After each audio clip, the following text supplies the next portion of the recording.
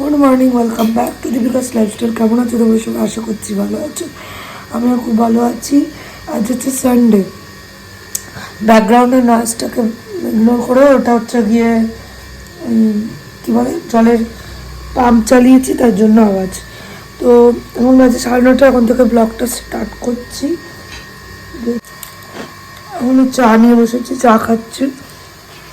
আজ ওর বাবার morning duty. 5টার সময় উঠেছিলাম।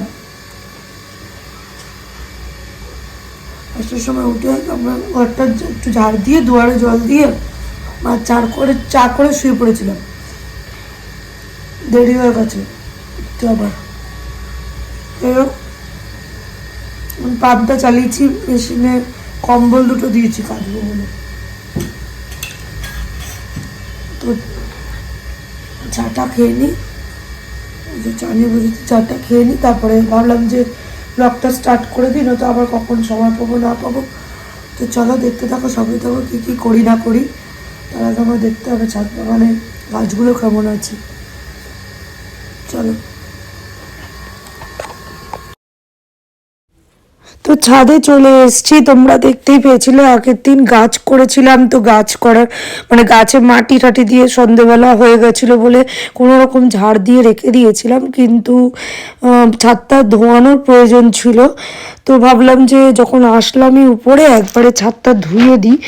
বেশি ভালো করে না ধুতে পারলেও মোটামুটি ধুলোটা, যেটা যে মাটির ধুলো, ছাদে আসবো এখন শীতকালে, বসা হবে ছাদে, বেশিরভাগ সময়টাই ছাদে কাটানো হবে। মা এসে বসে সকাল থেকে, তাই জন্য মা ওদিকে ঠাকুরের ঘরের ওখানটা বসে আছে।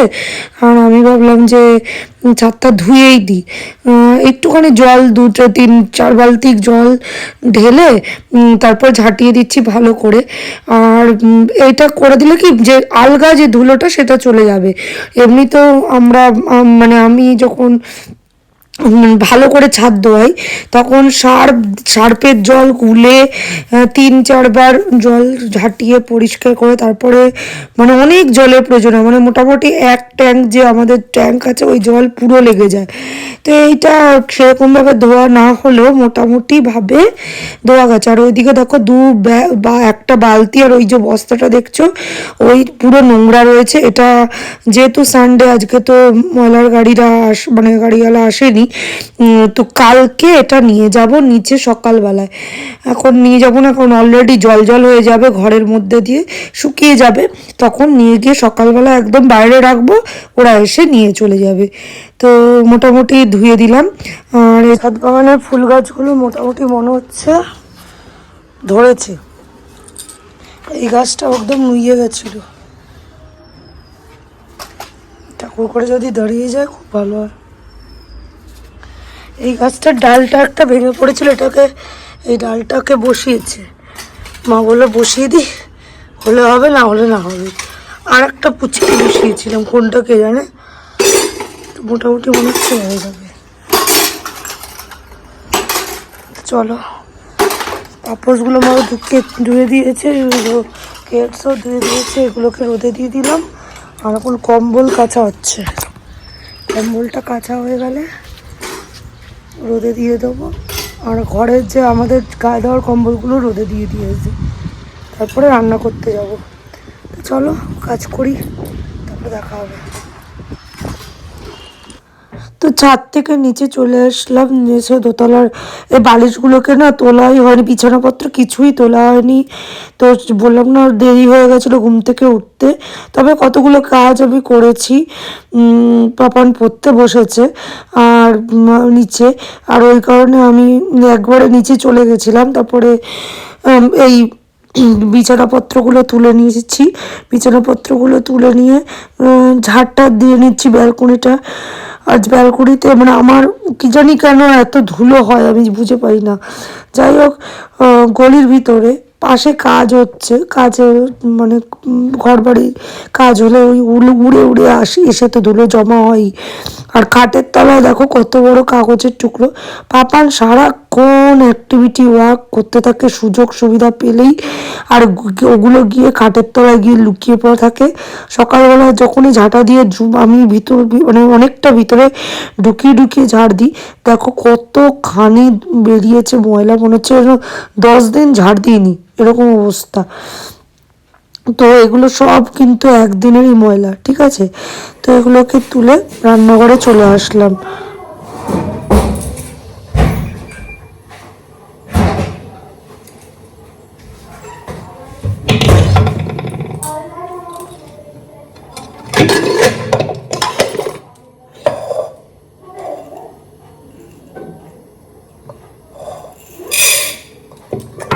মটর ডাল করছি, অনেকদিন পর মটর ডাল। মা বললো মটর ডাল করবো না, কাপ মতো নিয়েছি, এতেই হয়ে যাবে, একবেলা তো করবো, কম্বলের জন্য খাই না।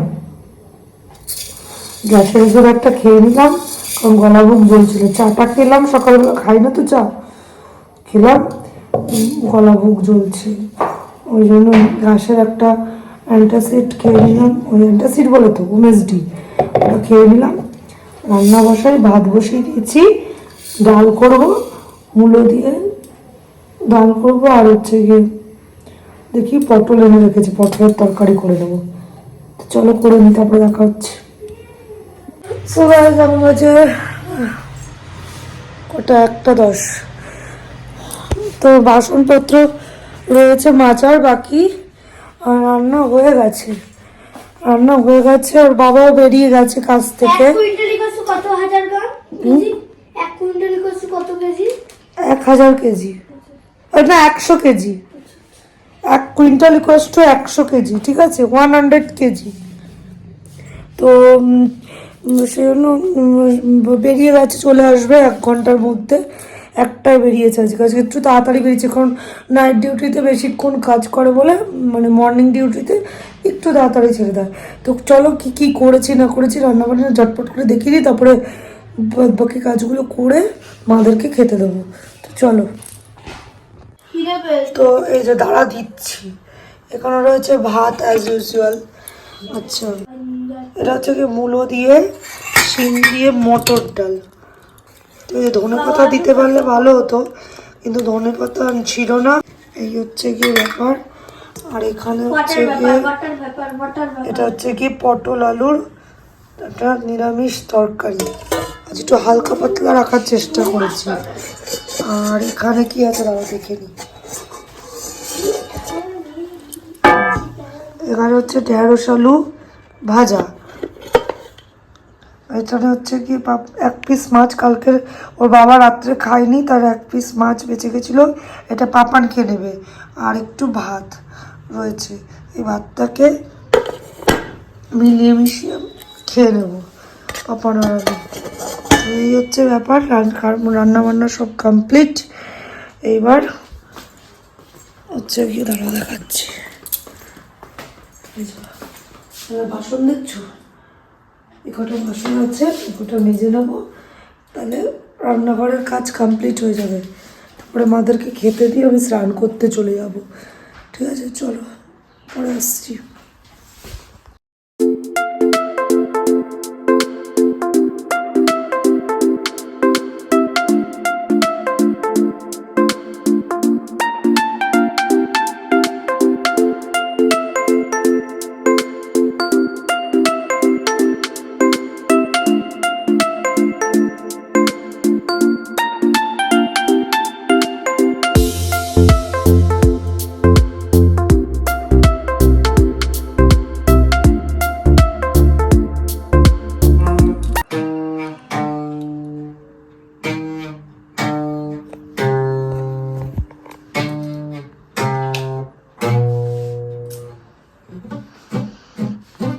হয়েছে, এটা কি করছো?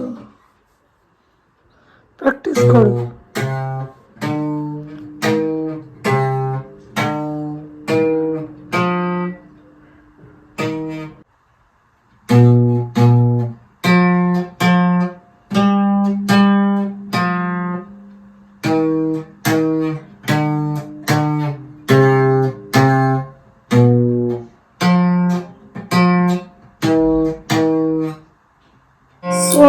স্নান টান করে চলে এসেছি।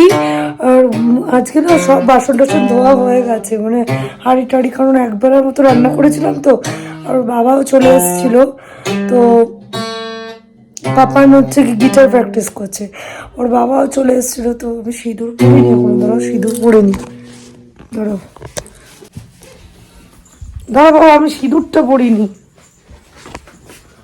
সিঁদুরটা পরিনি।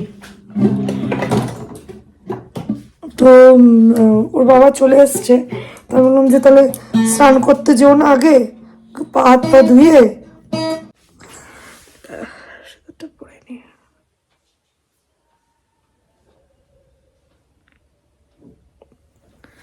চলো হয়ে গেছে। তো এখন যাবো, বিছানা টিছানা দেখেছো ক্লিন কত, পাপান নিচে ছিল, ছাদে ছিল, তার জন্য এই উঠলেই এখনই সবই হয়ে যাবে।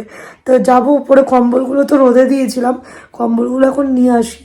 রোদ ভালো খেয়ে নিয়েছে, আর একটু জামা কাপড়গুলো দেখি শুকিয়েছে কিনা, যদি শুকায় ওগুলো নিয়ে চলে আসবো।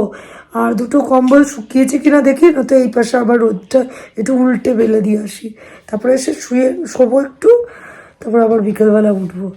তো ওই জন্য ওর বাবা খেয়ে নিয়েছে, বাবা খেয়ে দিয়ে স্নান করলো। তো আমার তার ওই ফাঁকে আমি সব বাসন টাসন মেজে একদম নিচ পরিষ্কার করে চলে এসেছি। রাত্রে দেখা যাবে, আপনার যে বিকেলে গিটার ক্লাস আছে। তো চলো শুয়ে পড়ি, নিয়ে আসি আগে ওগুলো, শুয়ে পড়ি। বাবাই তোর হয়ে গেছে প্র্যাকটিস, মুখে দিচ্ছে দেখো। তো ওটা রেখে আবার ওটাকে টেনে, ওটাকে ওখানে রেখে আয়, যেখানে ছিল সুন্দরভাবে রেখে আয়। তো যাই, গিয়ে নিয়ে আসি আগে, তো আমার হয়ে যাবে, ঠান্ডা হয়ে যাবে।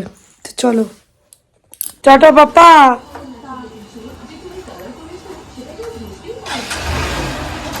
ভাই গিটারটা পিছন দিকে এরকম হেলে রয়েছে কেন? আর কি করবে, যাও বাবা। মাথাটা ঢাকলি না, ওই টুপিটা দিয়ে মাথাটা ঢাক, ভিতরের টুপিটা দিয়ে মাথাটা ঢাক। Good evening guys, good evening না, গুড নাইট বলা চলে। 9:30 বাজতে গেল, 9:15 বাজে। তো এতক্ষণ কি করছিলাম, কিছুই করিনি। আজকে কোনো রান্না বান্না নেই, গেছে কিনে আনবে রুটি, আর চলে গেলো যা হোক তরকা মনে আনবে।